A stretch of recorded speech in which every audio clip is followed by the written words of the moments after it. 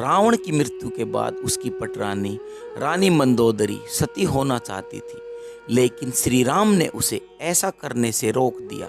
मंदोदरी बहुत ही धार्मिक थी और ज्योतिष की प्रकांड विद्वान भी। आखिर क्यों इस पतिव्रता स्त्री ने देवर से शादी करने का फैसला किया? रामायण के कई ऐसे पात्र हैं जिनके जीवन से जुड़ी बातें आज भी एक रहस्य हैं। इनमें से एक चरित्र रावण की पत्नी का है, जिसके बारे में कई रोचक तथ्य मिलते हैं। तो आइए जानते हैं रावण की मृत्यु के बाद उनके जीवन के बारे में। हिंदू महाकाव्य रामायण के अनुसार लंका के राजा रावण की रानी के रूप में मंदोदरी को वर्णित किया जाता है। रामायण में उन्हें सुंदर, पवित्र और पतिव्रता स्त्री के रूप में दिखाया गया है। उन्हें रामायण काल की सबसे सुंदर पंचकन्याओं के रूप में भी जाना जाता है और मान्यता है कि उनके नाम से कई बाधाएं दूर होती हैं। तो आइए जानते हैं रावण की मृत्यु के बाद मंदोदरी के जीवन की कुछ प्रचलित कथाओं के बारे में। दशहरा खत्म हो चुका था। देश में जगह जगह रावण दहन हो गया था। युद्ध में रावण की मृत्यु के साथ ही जब राम की जीत होती है, तो उस दिन ही हिंदू धर्म में जीत की इस खुशी को दशहरा त्योहार के जरिए जाहिर किया जाता है। रावण के परिवार में दो लोग सीता के अपहरण और युद्ध के खिलाफ थे। वो थे भाई विभीषण और पटरानी मंदोदरी। दोनों बिल्कुल युद्ध नहीं चाहते थे और लगातार रावण को सीता को सम्मानपूर्वक राम को लौटा देने के पक्ष में थे, लेकिन ऐसा नहीं हुआ। लड़ाई हुई, उसमें रावण मारा गया। इसके बाद राम ने लंका का राजपाट रावण के छोटे भाई विभीषण को सौंप दिया। लेकिन क्या आपको मालूम है कि रावण की पटरानी मंदोदरी का क्या हुआ? आखिर क्यों उसने विभीषण से शादी का फैसला किया? कौन थी मंदोदरी? पुराणों की एक कथा के मुताबिक मधुरा नाम की एक अप्सरा कैलाश पर्वत पर भगवान शिव की तलाश में पहुंची। तलाशते हुए जब वो भगवान शिव के पास पहुंची, तो उसने वहां पार्वती जी को न देखकर शिव को रिझाने के प्रयास शुरू कर दिए। जब कुछ समय बाद वह पार्वती जी पहुंची, तो उन्होंने मधुरा के शरीर पर शिव की भस्म देखी और फिर वो क्रोधित हो गई। पार्वती जी ने मधुरा को श्राप दिया कि वो 12 साल तक मेंढक बनी रहेगी और कुएं में उसका वास होगा। मधुरा को अपनी गलती की कीमत चुकानी पड़ी और असहाय कष्ट का जीवन शुरू हो गया। राजा मायासुर ने शापित अप्सरा मधुरा को बेटी के रूप में स्वीकार किया। उसे वो महल में ले आए। उसे मंदोदरी का नाम दिया गया। मंदोदरी अत्यंत रूपवान और धार्मिक महिला थी। इस तरह मधुरा मंदोदरी बनी। जिस समय ये सारी घटनाएं घट रही थी, उसी समय कैलाश पर असुर राजा मायासुर अपनी पत्नी के साथ तपस्या कर रहे थे। दोनों एक बेटी की कामना के लिए तपस्या कर रहे थे। 12 वर्षों तक दोनों तप करते रहे। इधर मधुरा के श्राप का जब अंत हुआ, तो वो कुएं में ही रोने लगी। सौभाग्य से असुरराज और उनकी पत्नी दोनों कुएं के नजदीक ही तपस्या में लीन थे। जब उन्होंने रोने की आवाज सुनी, तो वे दोनों कुएं के पास गए। वहां उन्होंने मधुरा को देखा, जिसने पूरी कहानी सुनाई।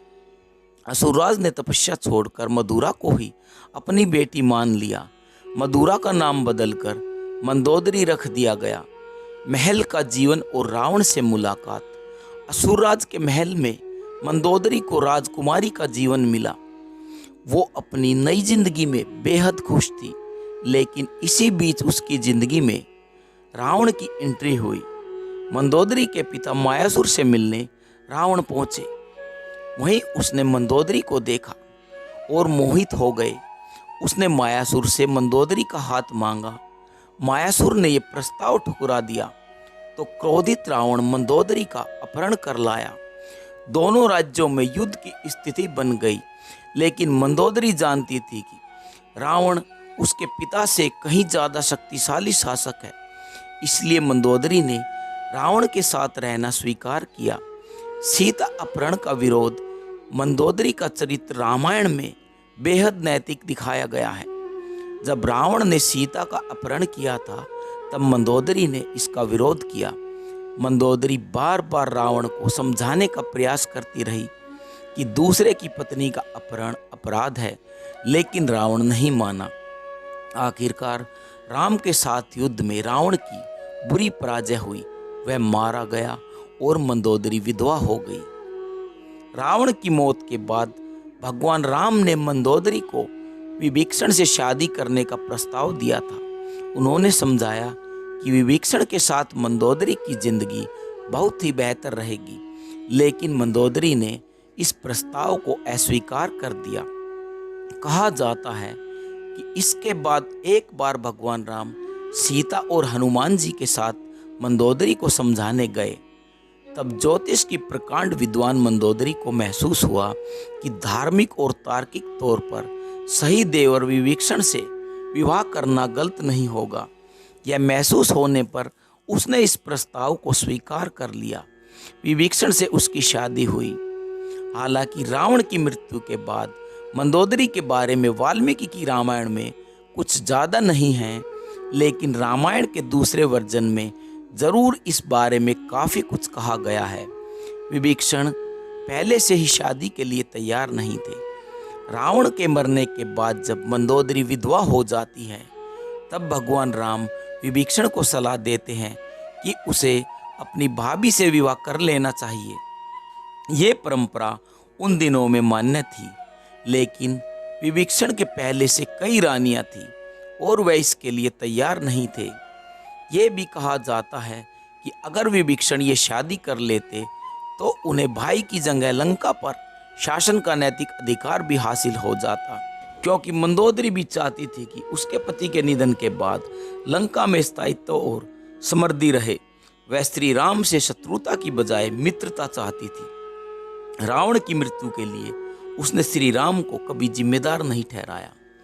एक वजह यह भी बताई जाती है कि रावण के निधन के बाद मंदोदरी भी उसकी चिता के साथ सती होने जा रही थी, लेकिन श्री राम ने उसे रोक लिया।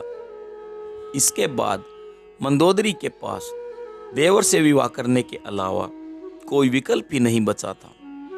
रावण ने मंदोदरी को वचन दिया था कि हमेशा केवल मंदोदरी ही उसकी पत्नी और लंका की रानी होगी।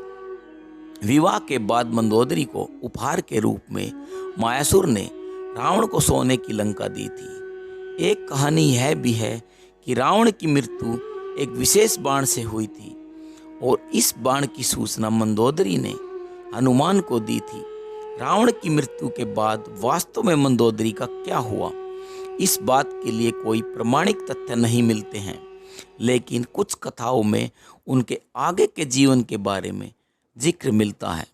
दोस्तों, आपको ये जानकारी कैसी लगी कृपया कमेंट करके ज़रूर बताएं। अगर वीडियो पसंद आया हो तो वीडियो को लाइक करें और ऐसी ही और भी बहुत कहानियाँ सुनने के लिए चैनल को सब्सक्राइब करें। धन्यवाद। जय श्री राम।